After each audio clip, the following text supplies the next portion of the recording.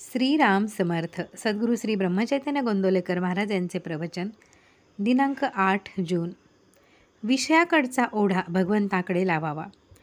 प्रपंचात ज्याला विश्वास म्हणतात त्यालाच परमार्थात श्रद्धा म्हणतात. उणीव हेच प्रपंचाचे रूप असल्यामुळे तो पूर्ण झाला असे कधीच होणार नाही. समाधान हा मात्र पूर्णत्वाचा स्वभाव आहे. निर्हेतुक कर्म करण्याने खरी सात्विकता उत्पन्न होईल आणि पुढे पूर्णाहुती दिली जाईल. अशा प्रकारे सर्वस्व अर्पण करणे याचेच नाव यज्ञ होय. त्याग आणि भगवंताचे स्मरण हा यज्ञाचा खरा अर्थ होय. परमार्थ साधला की बुवाचा देह पुष्ट होतो. तो काय दुधाचा रत्तीब लावतो? छे, भगवंताच्या आनंदाने त्याचा देह भरलेला असतो. परंतु साधकावस्थेमध्ये त्याचा देह कष्टामध्येच ठेवलेला असतो. खरे म्हणजे परमार्थी माणसाने दैन्यवाने राहायचे कारणच नाही. पैसा असेल तर त्याने रोज श्रीखंड पुरी खावी, पण उद्या जर उपास पडला तर मात्र आजच्या पक्वान्नाची आठवण होता कामा नये. सर्वात गृहस्थाश्रम श्रेष्ठ सांगितला आहे. ज्याला हित करून घ्यायचे आहे त्याला गृहस्थाश्रमासारखा आश्रम नाही.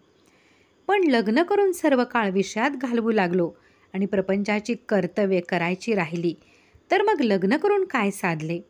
उद्योग करून पोट भरायचे हे खरे, पण नोकरी करून मालकाला सर्वस्व मानू लागलो आणि देवाला विसरलो तर नाही उपयोग. देवाला स्मरून नोकरी करावी. गृहस्थाश्रमात देव भेटणार नाही असे जो म्हणेल त्याचे खरे मानू नये. देव भेटेल याची खात्री बाळगावी. आपला भार सर्वस्वी भगवंतावर टाकावा. संकट आनंद दोन्ही भगवंताला सांगावीत. ज्या स्थितीत भगवंताने ठेवले आहे त्या स्थितीत समाधान मानावे. अर्पण बुद्धीने सर्व कर्मे करावीत. ज्यात माझे मन मला खात नाही ते काम चांगले असे समजावे. कोणत्याही मनुष्याला जोपर्यंत या प्रपंचामध्येच सर्व काही आहे असे वाटत असते तोपर्यंत तो परमार्थापासून दूर असतो. वाईट लोक समाधानात दिसतात पण खरे ते तसे नसतात. वाईट कृत्ये करणाऱ्याला कधी ना कधीतरी पश्चाताप झाल्या वाचून राहत नाही. एखादी बाई आपल्या सावत्र मुलाला ज्याप्रमाणे खायला प्यायला घालते पण आतून तिचे त्याच्यावर प्रेम नसते, त्याप्रमाणे आपण परमार्थाला वागवतो. खरे म्हणजे आपले इथेच चुकते. आपला ओढा जो विषयाकडे आहे तो भगवंताकडे लावला की परमार्थ साधला.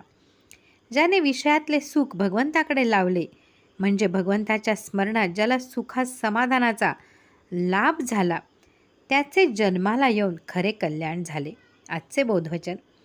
प्रपंचात जी आपली चिकाटी आहे तिच्या 1/4 चिकाटी जरी भगवंतासाठी आपण धरली तरी आपले काम भागेल. जानकी जीवन स्मरण. जय जय राम.